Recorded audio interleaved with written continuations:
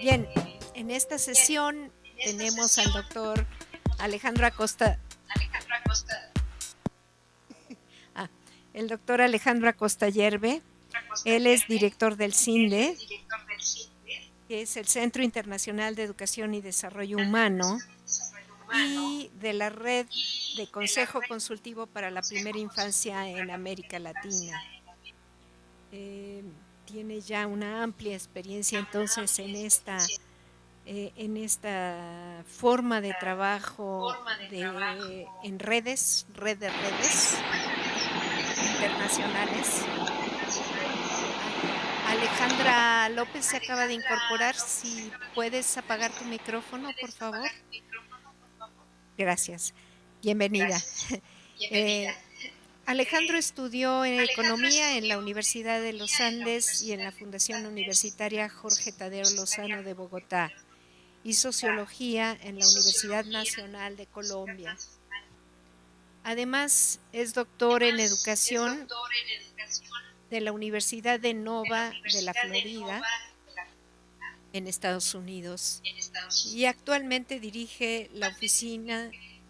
es el director, perdón, de CINDE.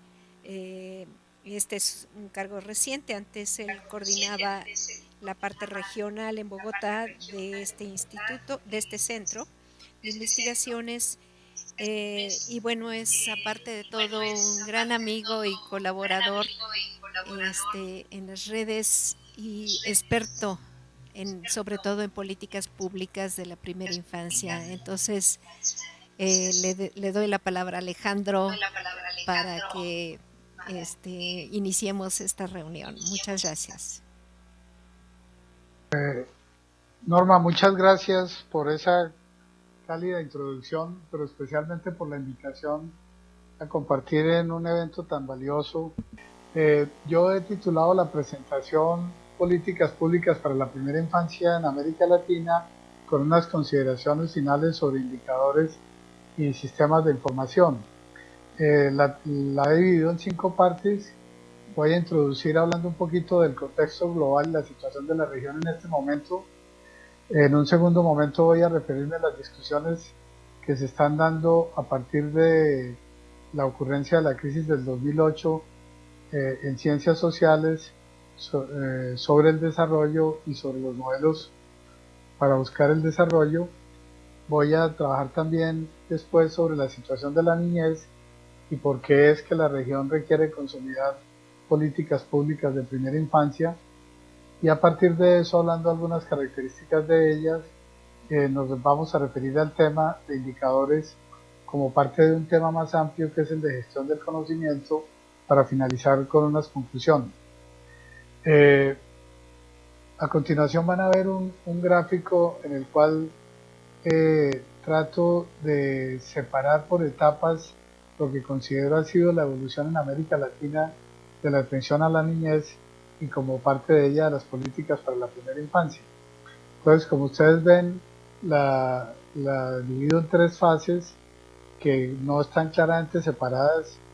en el sentido de que muchas cosas de la primera fase aún no están resueltas, pero claramente uno puede decir que sí se empezó otra etapa en la región y que tenemos que fortalecer la tercera etapa. En la primera etapa lo que señalo es que en realidad en los años 60, 70 y principios de los 80, lo que trabajamos mucho en la región fue darle visibilidad al tema de niñez, y como parte de al tema de la primera infancia. Y fueron las décadas en las cuales se crearon instituciones, se definieron programas en varios de nuestros países. Igualmente era indispensable darle a esto legitimidad, que existieran marcos legales que volvieran claro que era una obligación de los estados atender los temas de primera infancia, y no solamente gestos de buena voluntad de las primeras damas en los países y en los niveles territoriales, y demostrar también que era viable atender a la primera infancia con los conocimientos técnicos, las capacidades institucionales y los recursos de los países. Esto se logra, digamos, la Convención Internacional de los Derechos del Niño marca un hito en este punto en 1989, porque los países latinoamericanos rápidamente lo suscribimos, muchos de nosotros lo incorporamos como principio constitucional y todos lo incluimos dentro del marco legal de nuestros países y se construyeron muchas alternativas muy exitosas en construcción a la primera infancia. Esto se desposicionó mucho, tuvo un retroceso importante en la década a finales de los 80 y a principios de la década de los 90 como consecuencia de la crisis de la deuda, de lo que hemos llamado la década perdida de América Latina, y por varios factores. Uno de ellos es que el trabajo fue demostrando a los organismos de la cooperación internacional, a las organizaciones de la sociedad civil, a los centros académicos que trabajábamos en primera infancia, que el tema de primera infancia tenía que ver con muchas dimensiones del desarrollo humano y social. Entonces era claro que tenía que ver con salud, con saneamiento, con el tema de mujer, con desarrollo local, con infraestructuras de agua, con empleo, etcétera. Y entonces empezó a trabajar muchos temas a la vez y progresivamente se fue desapareciendo propiamente el trabajo directo con niños y niñas, y eso se combinó con otros factores relacionados con el cambio de modelo en América Latina después de la proclamación del Consenso de Washington, que significó la definición de políticas sociales diferentes.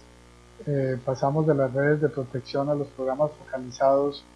con base en sistemas de identificación a beneficiarios, y muchos de los programas que nuestros países habían diseñado para el trabajo con primera infancia desaparecieron, así como los equipos que en las instituciones los atendían, y hubo un periodo de tiempo en el cual la primera infancia perdió mucha preeminencia en las políticas y en los programas de la región y de los organismos de cooperación internacional y en las prioridades de organizaciones de la sociedad civil. Esto hizo que se levantara en principios de la década pasada como una bandera el que si nosotros queríamos cumplir las metas del milenio que acabamos de suscribir en el 2000, las metas de un mundo justo para la niñez que se han suscrito en la Cumbre de Naciones Unidas sobre Niñez, así como la renovación de las metas de educación para todos que se hizo en Dakar, era indispensable que primera infancia fuera un eje fundamental de las políticas de niñez y de las políticas sociales de los países. Y entonces entramos en un periodo de mucho esfuerzo de todos los países con diferentes grados de desarrollo que nos ha llevado al punto en que estamos hoy, en el cual podríamos decir que prácticamente en todos los países de la región hay esfuerzos en curso por construcción de políticas que avancen más allá de programas nacionales hacia la construcción de marcos de política, de capacidades institucionales, de sistemas de financiamiento que permitan atender a la primera infancia. Por eso es que entramos en un momento en el cual, además de esforzarnos porque estas políticas se lleven a la práctica, porque sean coherentes con el enfoque de desarrollo propio de los derechos humanos y de los derechos del niño, y así como por los esfuerzos por superar la desigualdad y la exclusión que caracteriza nuestras sociedades, a más, como decía, de que el esfuerzo que debe concentrarnos ahorita es que esto se haga una realidad, debe estar acompañado por el posicionamiento de las políticas públicas de primera infancia como un eje central de las políticas públicas en general. Y esto implica el fortalecimiento de la familia, de la comunidad y de las instituciones. Entonces, con este marco, señalando pues que hay temas todavía de visibilidad, de legitimidad y de viabilidad de atención a la niñez que hay que seguir trabajando, que hay países que no han construido políticas o que tienen formulados documentos de política, lo cual no es lo mismo que tener una política operando, o que hay contradicciones entre lo que dicen las políticas y lo que en la práctica se hace. Teniendo todo eso por resolver, sí es claro que uno de los retos que tenemos por delante es que las políticas de primera infancia sean reconocidas como ejes centrales de las políticas generales de desarrollo de los países. Entonces, lo que va a sustentar a continuación es el porqué de esto. Entonces, un tema al que me voy a referir es el contexto global y la situación de la región. En este sentido, aquí les estoy poniendo unos titulares de la prensa internacional, del New York Times, del Financial Times, del País de España,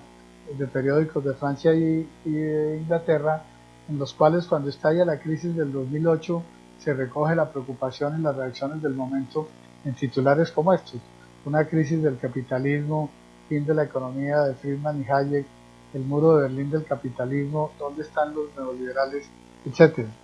¿Por qué traigo a colación estos titulares? Porque un segundo punto después de la introducción que acabo de hacer, sobre el cual quisiera llamar la atención, es sobre el hecho de que tal vez en América Latina y el Caribe no nos estamos dando suficiente cuenta de que el mundo está atravesando globalmente una profunda recesión económica, la más importante desde 1929, y que esto hace que sus efectos no sean solo de corto plazo, sino se vayan a ser severos en el mediano y en el largo plazo, pero no los estamos sintiendo con la intensidad que sería de esperar de una crisis de la magnitud de la que estoy mencionando. Y por eso pongo estos titulares, porque en los países ricos inmediatamente ocurrió la crisis, ellos se dieron cuenta de que se trataba de una crisis fundamental del sistema de economía de mercado y que podía significar o el colapso del modelo neoliberal o incluso el colapso de lo que genéricamente llamamos el capitalismo. Entonces, el llamado de atención inicial es para que reconozcamos que la humanidad está enfrentando esta crisis, como decía, la más profunda desde el 29, pero también al hecho de que las crisis tienen dos dimensiones.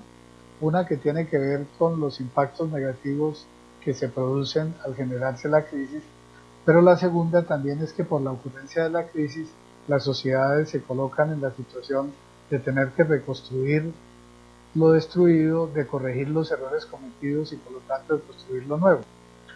Por tanto, tenemos ante la crisis la responsabilidad de entenderla en su magnitud y su complejidad. Tenemos que identificar y proteger a los más afectados, que sabemos son las mujeres y los niños, y dentro de la niñez, particularmente la primera infancia. Y en tercer lugar, identificar y construir con los afectados las soluciones para esa crisis. Un tercer punto sobre el que quisiera llamar la atención es que esta crisis no es solamente una crisis del sistema económico con consecuencias sociales, sino que esta crisis ha concitado la concurrencia de varias crisis al tiempo. De una parte, la crisis del enfoque, es decir, la postura del enfoque neoliberal detrás del modelo de desarrollo que estaban implementando tanto los países ricos como los países de mediano desarrollo y los países pobres. Hizo crisis porque se mostró que sus estrategias y sus políticas no llevaban al equilibrio, a la reducción de las desigualdades y a la superación de las crisis, sino por el contrario, a que ocurrieran crisis. Hay una crisis de las prácticas en el sentido de que lo que se hizo fue tomar la enorme liquidez que había en la economía mundial, fruto del crecimiento de los años previos, para establecer una serie de productos del sistema financiero, los llamados activos tóxicos, que llevaron a que el sistema inmobiliario de los Estados Unidos entrara en crisis y con él entrara en crisis todo el sistema financiero de ese país y de los Estados Unidos en cuestión de segundos por efecto de la globalización. Y es al mismo tiempo una crisis de ética y moral, porque si ustedes ven, por ejemplo, Lehman Brothers, antes de que fuera declarada en quiebra, estaba calificada por las entidades calificadoras de riesgo como una empresa AAA y en realidad estaba a punto de desaparecer. Los balances donde se sustentaba que era de triple A habían sido suscritos por las juntas directivas, por los gerentes de esas empresas, habían sido revisados por los revisores fiscales, aprobados por los contadores. Es decir, aquí todo el mundo hizo un ocultamiento de la situación real, lo que llevó a que la crisis estallara con esa virulencia que estalló. Perdón. Y por tanto también es una crisis cultural. Es una crisis, muestra cómo en términos de comportamientos de los sujetos, tanto consumidores como productores, como banqueros, como controladores desde el Estado, etcétera, habíamos caído en una situación que llevó a permitir que todos esos comportamientos fueran valorados y puestos como ejemplo y por lo tanto se produjera la crisis de la que estamos hablando. Otro punto es la crisis de la institucionalidad nacional e internacional, porque ni las instituciones de gobierno de los Estados Unidos y de países como Inglaterra, Francia, Alemania, etcétera, anticiparon la crisis y tomaron medidas para que ocurriera la crisis, como tampoco lo hizo el Fondo Monetario Internacional o el Banco Mundial, que se supone existen precisamente para prevenir que ocurran esas crisis internacionales, y al contrario, cuando la crisis estalló no pudieron dar salidas ni tener alternativas para el manejo de la crisis y tuvo que ser los estados de los países más ricos los que tuvieron que recurrir a los fondos del público para ir a cubrir las pérdidas que han generado las tropelías cometidas en el sector financiero e inmobiliario. Y eso llevó a una crisis del sector real. La producción mundial se ha resentido por las excesivas utilidades del sector financiero y por lo tanto estamos ante una crisis de las ciencias sociales y de las metodologías con las cuales hemos investigado. Aquí les pongo referencia a dos personajes muy reconocidos en los Estados Unidos, un premio Nobel que dirige la Asociación de Economistas de los Estados Unidos y el actual presidente de la Reserva Federal, quienes en inmediaciones de la crisis en el 2003 y en el 2006, ambos estaban diciendo que la teoría económica y la política económica estaban tan desarrolladas que ya tenían todas las herramientas para controlar el ciclo económico y evitar que se sucedieran recesiones y depresiones. Pocos meses después iba a estallar la crisis. Helmut Kohler, a quien ven ustedes a continuación, he seleccionado dos citas de él por dos razones. Es que él fue director presidente del Fondo Monetario Internacional y por lo tanto uno de los autores del modelo, y cuando estalla la crisis del 2008 era el presidente de Alemania. Y ustedes ven que lo que dice él es que precisamente la ocurrencia de la crisis lo que mostró es que en el modelo que habían construido se habían equivocado en prever que el sistema financiero se iba a autocontrolar y que no se necesitaba el control del Estado. Y en la siguiente cita que les he puesto, lo que él señala es que no estuvieron atentos a las voces que decían que no podía ser sostenible un modelo en el cual la base es el consumo de las personas, pero el ingreso de las personas crece menos que el ingreso del capital y por lo tanto la forma en que se puede mantener el consumo es que la gente recurre al crédito. Entonces el crecimiento del consumo lleva necesariamente a un desbordamiento del crédito y si crecen menos los ingresos, la gente, las empresas y los países no van a pagar sus deudas y eso fue lo que ocurrió. Ustedes pueden ver en este mapa que el porcentaje de la deuda como porcentaje del Producto Interno Bruto en los países ricos es sumamente grande. Ahora, este gráfico, este mapa hay que mirarlo con cuidado en el sentido de que, al igual que con las personas, para el caso de los países hay que tener cuidado con la magnitud de la deuda. Desde luego que importa la magnitud de la deuda, pero importa también es la capacidad de pago. Pero teniendo esta aclaración en mente, es claro que los países europeos de la Unión Europea están sumamente endeudados, como lo están los Estados Unidos, y si su sistema financiero hizo crisis y se resintió su aparato productivo, era obvio que perdieran capacidad de pago y que entráramos en la crisis que estamos entrando. Hay muchos indicadores de empleo, por ejemplo, de cómo ha aumentado el desempleo. En España el desempleo está en 24% y cuando uno va a mirar el rango entre 18 y 25 años, ese desempleo sube a 48%. Y hay muchos indicadores más, aquí está uno de desnutrición, que uno puede ver cómo en un proceso que venía la sociedad de reducir la desnutrición, esta empieza a aumentar en el periodo en el cual se produce esa acumulación enorme de capital, reduciendo calidad de vida de la población a nivel mundial, y se dispara en el momento en que ocurre la crisis, a llegar a tener en el 2009, un año después de estallar la crisis, más de 1.000 millones de personas desnutridas en el mundo, algo insostenible para la riqueza. ¿Por qué es que tenemos que tener tanto cuidado los latinoamericanos con esto? Por dos razones. Una es que, como ustedes ven,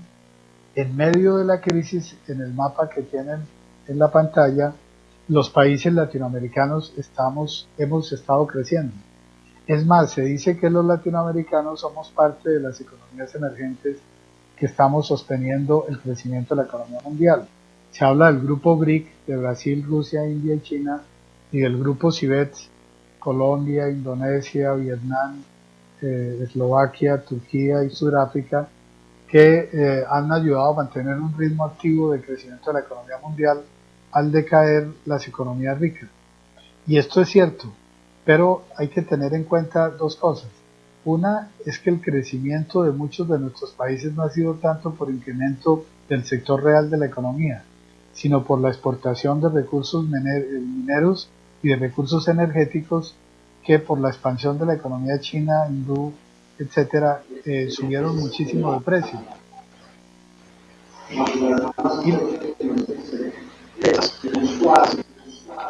Perdón, me está llegando un retorno, ¿ya? Y la segunda cosa que tenemos que tener en cuenta es que el crecimiento económico no produce desarrollo social e inclusión.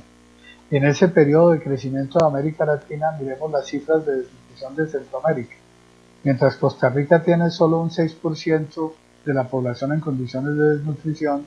tenemos en Guatemala, que es un país con población indígena importante y por lo tanto habitante del sector rural, dedicada a la producción agropecuaria, tenemos el 49% de la población en condición de desnutrición. Entonces, ha habido un crecimiento económico, pero que no es sostenible porque no está respaldado por un suficiente desarrollo del sector productivo. Y segundo, no ha servido para reducir brechas sociales que afectan a la región. En el siguiente gráfico que les aparece a ustedes, las barras moradas, lila, no sé exactamente de qué color les aparezcan, eh, en el eje de abajo está dividida la población de Nicaragua en 5 quintiles. En el eje de la izquierda está el porcentaje del ingreso nacional que esos quintiles tienen. Ustedes pueden ver que el quintil más pobre, el quintil 1 de Nicaragua, tiene el 3.6% del ingreso, mientras que el quintil más rico tiene el 62% del ingreso. Cuando ponen en el eje derecho los ingresos tributarios, quién paga más tributos, encuentran que el quintil más pobre paga el 56.8% de la tributación nacional, mientras que el quintil más rico paga apenas el 23.2% de la tributación nacional. Es decir, los que tienen el menor ingreso pagan el mayor porcentaje de los impuestos. Ustedes podrían decir, pero ¿cómo puede ser que un quintil que apenas tiene el 3.6% del ingreso sí pueda pagar el 56.8% de los impuestos? Esto es porque hay dos formas de cobrar los impuestos, la que se llama directa, que es el impuesto a la renta, y los indirectos, que son los impuestos a las ventas que paga toda la población independientemente de su nivel de ingreso. Y como este es el tipo de impuestos que domina en la estructura fiscal de la mayoría de nuestros países, esta es la realidad, que la gente está pagando un porcentaje muy alto de sus ingresos en materia de impuestos y su ingreso está a su vez creciendo menos que el ingreso del capital, por lo tanto hay una doble fuerza que tiende a mantener deprimido el ingreso y su capacidad de compra, que es la presión de la que hablaba para que suba el ingreso. Entonces, sobre situaciones como las que hemos hablado, ¿qué es lo que ya sabemos? Sabemos, si ustedes recuerdan, en la década del 80 hubo un trabajo muy importante de UNICEF, el Programa de las Naciones Unidas por el Desarrollo, muchas ONGs internacionales y centros de pensamiento que llamábamos la atención sobre el hecho de que los principales perjudicados con la crisis de la deuda de la década del 80 estaban siendo los niños,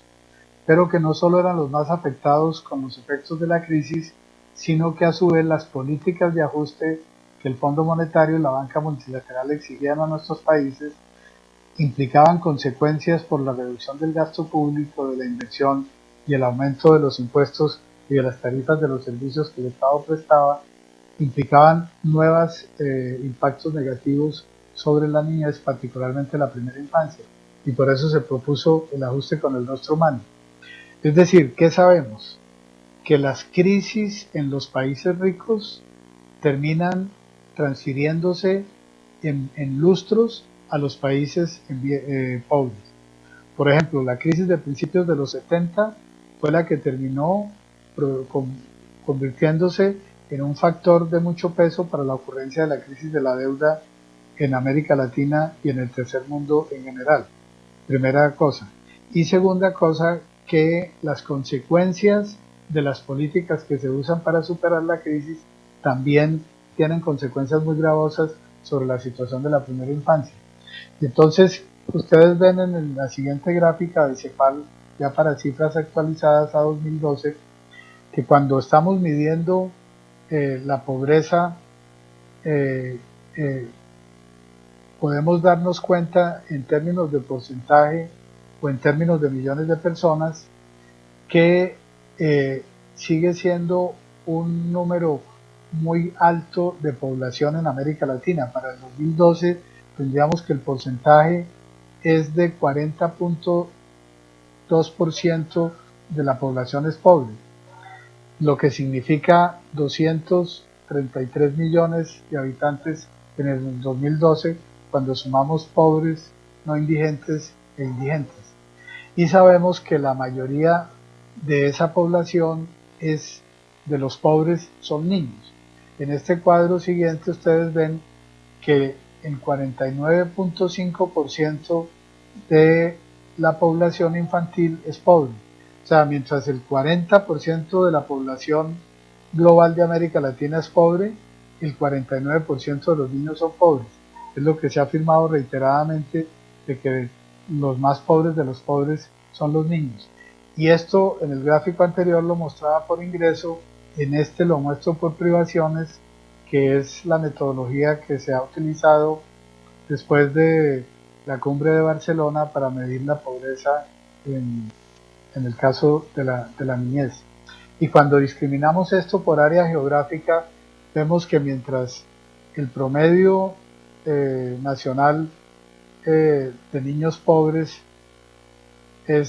puede llegar a este 45% que estoy mostrando a la izquierda, para las zonas rurales es el 76%. Precisamente en Colombia llevamos una semana de movilizaciones de los campesinos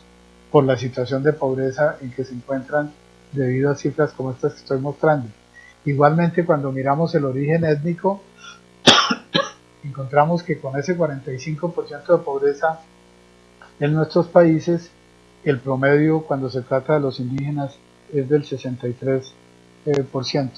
Entonces, lo que sabemos es que las crisis de los países ricos terminan transfiriéndose en el tiempo, en una década, década y media, a los países del tercer mundo. Y segundo, que las crisis y las políticas para combatir las crisis terminan afectando más a los niños.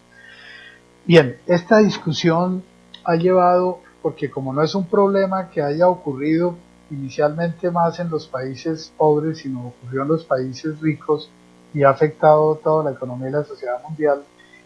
entonces ha generado una gran discusión sobre el desarrollo, sobre los modelos y en las ciencias sociales. La cita que ustedes ven a continuación es una cita de un economista que está ahorita en la Universidad de Columbia y en el 2003 estaba en el Banco Mundial, que hace un balance de los 50 años de desarrollo de la teoría del desarrollo económico, y lo que concluye es que los economistas hemos probado toda suerte de medidas y ninguna de ellas ha favorecido. En la siguiente cita ustedes pueden ver que Arturo Escobar, un antropólogo muy conocido de lo que se llaman los estudios culturales y hoy de este paradigma que se llaman las teorías postcoloniales, lo que señala es que lo que nos ha afectado es el que el primer mundo impuso una imagen del desarrollo que no correspondía a las posibilidades ni a las aspiraciones de nuestros países, y con eso quedamos clasificados dentro del subdesarrollo. Y desde la filosofía, Edgar Morin, el conocido filósofo francés, uno de los gestores de la llamada teoría de la complejidad, nos ha explicado que el error ha sido reducir a dimensiones tecnocientíficas y solo económicas el concepto de desarrollo y no entender que es un concepto que tiene que ver con el desarrollo humano, con el medio ambiente, con la ética, etcétera, y que precisamente por tener un concepto tan empobrecido, nuestra acción ha sido muy empobrecida.